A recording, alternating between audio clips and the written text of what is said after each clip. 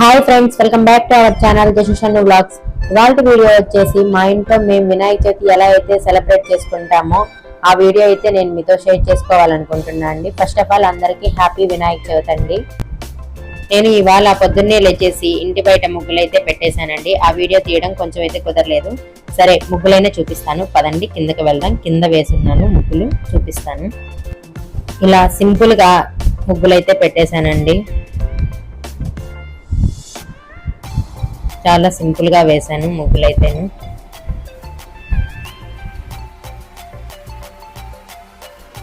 Next ప్రసాదాలు అయితే చేయబోతున్నానండి.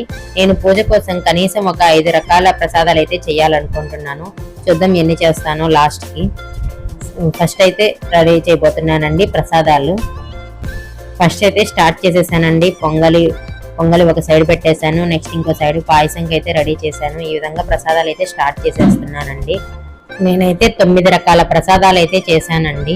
Next దేవుడికి ఈ విధంగా అలంకరణ అయితే చేసుకున్నానండి. చిన్న గణపతిని పెట్టుకున్నాను పసుపు ముద్దతో. ఈ విధంగా డెకరేషన్ అయితే చేశాను. నెక్స్ట్ పూజ అయితే స్టార్ట్ చేయబోతున్నానండి. పూజ అయితే స్టార్ట్ చేసేసానండి.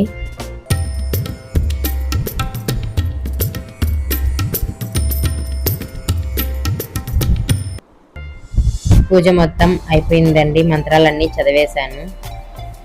నెక్స్ట్ హారతి అయితే ఇచ్చేస్తున్నానండి.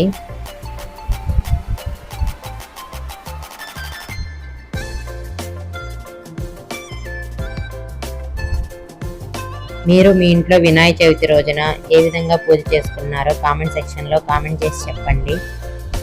మా పూజ మీకు ఎలా అనిపించిందో కూడా కామెంట్ సెక్షన్లో కామెంట్ చేసి చెప్పండి. నెక్స్ట్ మా అత్తమ్మ కూడా హారతి తీసుకుంటుంది.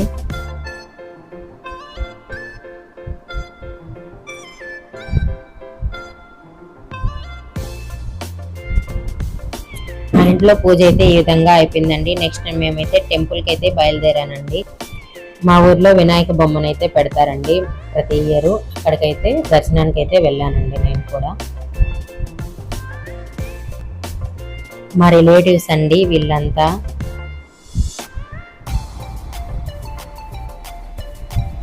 మా ఊర్లో గణేష్ బొమ్మ అండి ఇది.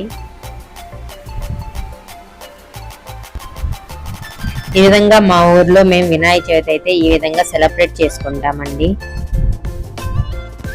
నెక్స్ట్ ఈవినింగ్ అయితే మేము ఇంట్లో పెట్టుకున్న బొమ్మను ఊర్లో ఉన్న బొమ్మ దగ్గర ఇచ్చేసాం. ఈ విధంగా మా ఇంట్లో వినాయక చవితి సెలబ్రేట్ చేసుకున్నామండి. ఎలా అనిపించిందో కామెంట్ చేయండి. బాయ్ అండి.